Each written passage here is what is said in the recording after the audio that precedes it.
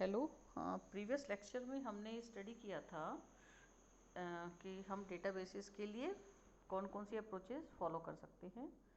तो इससे पहले मैंने आपको रिलेशनल अप्रोच एक्सप्लेन की थी, और रिलेशनल अप्रोचेस में मैंने बोला था कि हम डेटाबेस को टेबल्स की फॉर्म में कंसिडर करते हैं। और उन टेबल्स में हमने एक एस से सप्लायर टेबल लिया था, जिसमें हमारे पास में सप्लायर नंबर था, सप्लायर नेम था, उसका स्टेटस था, उसकी सिटी थी। दूसरा रिलेशन हमने पार्ट्स के लिए लिया था।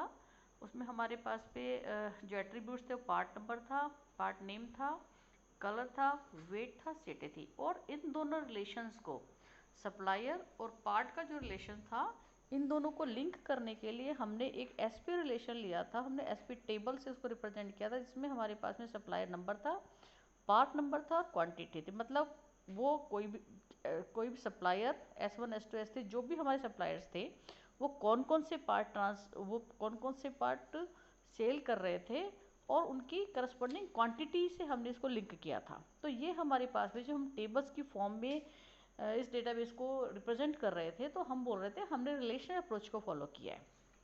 अब हम सेम डेटाबेस के ऊपर दूसरा जो अप्रोच है वो हायरार्किकल अप्रोच है। अगर हायरार्किकल व्यू देखते हैं, सप्लायर और पार्ट जो हमने डेटाबेस लिया था, तो जब हायरार्किकल व्यू देखते हैं तो हम इसको किस फॉर्म में रिप्रेजेंट करते हैं, ट्री स्ट्रक्चर हम देते हैं। और ट्री स्ट्रक्चर में हम अगर इसमें क्या करते हैं, हम लेते हैं सुपीरियर, हम किसको ले लेते हैं, पार्ट को ले लेते हैं compare to supplier. Means here we are considering parts superior to supplier.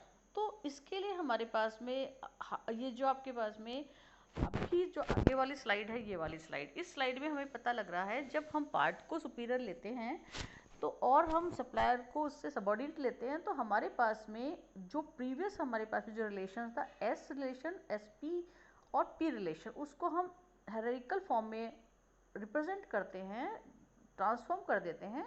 तो हमारे पास में 4 ट्रीज बनते हैं। पहला जो ट्री बना है वो P1 पार्ट के करस्पॉन्डिंग बना है, जिसमें हम शो कर रहे हैं P1 पार्ट है, उसका जो नेम है नट है, उसका कलर है रेड है, उसका वेट है 12 और उसका सिटी है लंदन।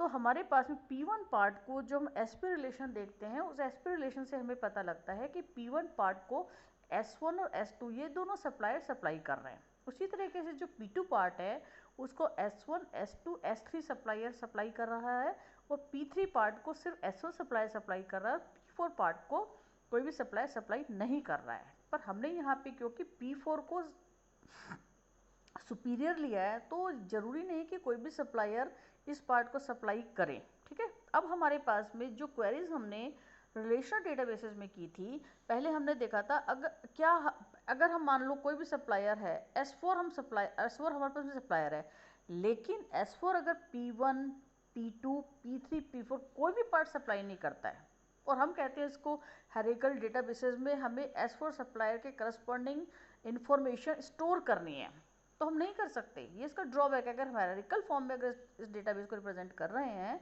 क्योंकि हमारे पास में जो पार्ट रिलेशन है, पार्ट टेबल जो पार्ट रिलेशन सॉरी हमने जो पार्ट डेटाबेस कंसीडर किया था पार्ट्स के करस्पॉन्डिंग, वो हमारे पास में क्या था, सुपीरियर था। तो पार्ट डेटाबेस क्योंकि सुपीरियर था, तो हमारे पास में हम कोई भी सप्लायर यहाँ पे इंसर्ट नहीं करते until unless supplier supplies particular part, क्योंकि हमने इसको लिंक किससे कर रखा है, क्वांटिटी के थ्रू लिंक कर रखा है, पार्ट को सुपीरियर मांग रखा है।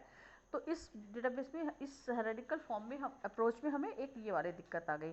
दूसरी बात, अगर हम क्या करते हैं, कोई सप्लायर कोई पार्ट सप्लाई करना बंद कर देता है, मान लो हम सोचते हैं कि हमारे पास में कोई सप्लायर S3, वो P2 पार्ट सप्लाई कर रहा है, सिर्फ वो सिर्फ P2 पार्ट सप्लाई कर रहा है, और S3 supplier P2 part supply करना बंद कर देता है, तो हमारे पास में हायरार्किकल इस रिलेशन में जो S3 ब्लैक 30 पेरिस 200, हमको इसको हटाना रहेगा। जब हम इसका इसको डीलिंक कर देते हैं, तो क्या होता है, हमारे पास में S3 सप्लायर के करस्पॉन्डिंग सारी की सारी इंफॉर्मेशन हमारे यहाँ पे लॉस्ट हो जाती हैं।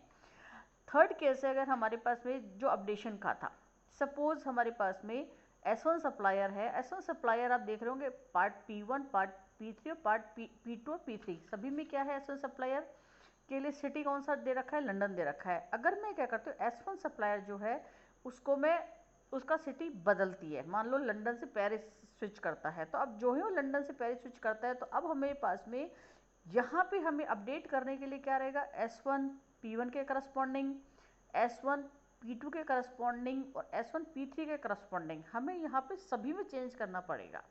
तो हमने प्रीवियस अप्रोच जो रिलेशनल अप्रोच फॉलो की थी, उस रिलेशनल अप्रोच में हमने जब डेटाबेस को पूरा टेबल्स के फॉर्म में ऑर्गेनाइज किया था, तो हमने उसमें इंसर्ट भी किया था, डिलीट भी किया था, अपडेट भी किया था। हमको ये समझ आया था कि इंसर्ट, डिलीशन, अपडेशन इस पर्टिकुलर एग्जाम्पल में रिलेशनल अप्रोच में बहुत परफेक्ट था। लेकिन जो ही हम हायरार्किकल फॉर्म में आते हैं तो हमारे पास में क्या जाता है, ये हायरार्किकल अप्रोच इस पर्टिकुलर पार्ट सप्लायर रिलेशन के लिए उतनी अच्छी नहीं है। तो ये मैंने आपको सिर्फ और सिर्फ अभी तो हायरार्किकल अप्रोच बताया है, और नेक्स्ट लेक्चर में मैं आपको नेटवर्क अप्रोच बताऊंगी। And thanks for that.